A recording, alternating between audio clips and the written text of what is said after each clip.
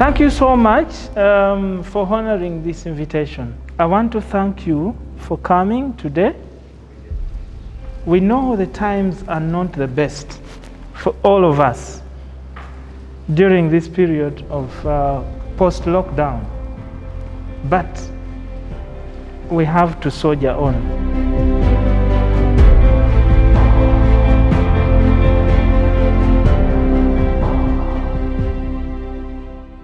We started the journey in January with collecting information and then getting a few people to come on board here to tell us what they understand with farm succession.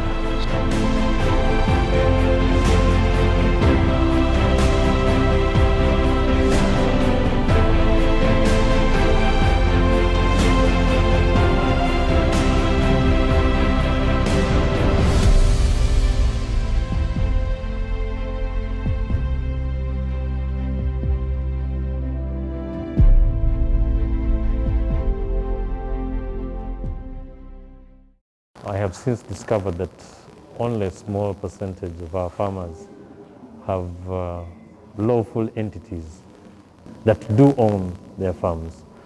Most of them who are even performing quite well as regards their profitability are building brands that are not registered. So we really need to engage them further. At least they're aware that if they don't, the law is catching up with them, especially because even the taxman is looking out for them.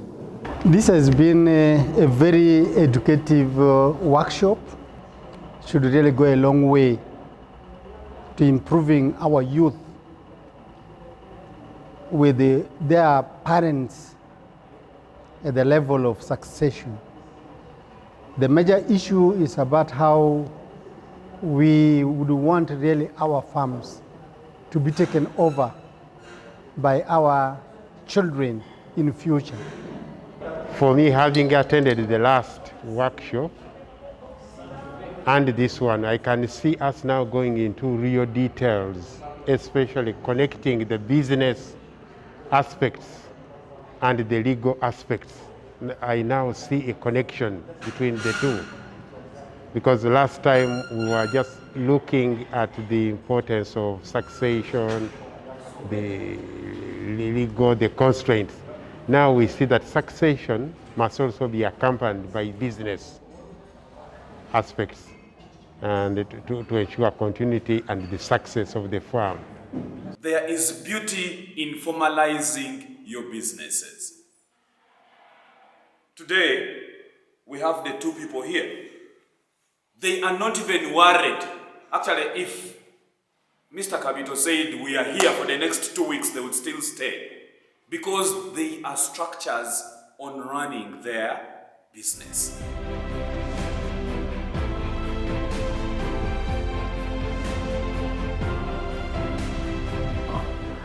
One of the facilitators promised that I can go and visit him one-on-one about the other SWOT analysis. I haven't yet gotten it well, so I'm going to see him and he take me through it well. So the moderators, the experts, how they presented their cases, their modules was a bit more very engaging.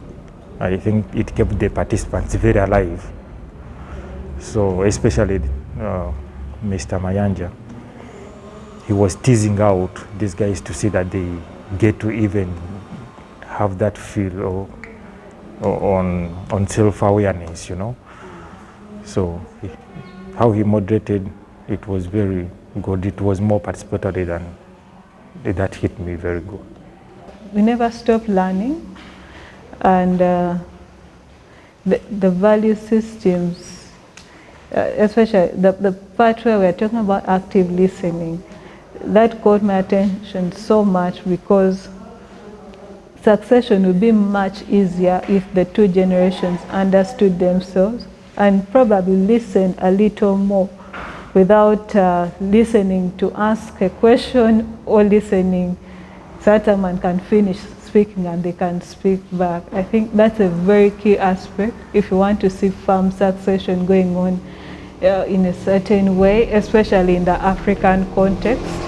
There needs to be a balance between the older generation and the younger generation, because they have very different value systems, and if there could be a convergence in those two value systems, probably we would have more elders and the younger generation sit to talk about how to push forward the farms.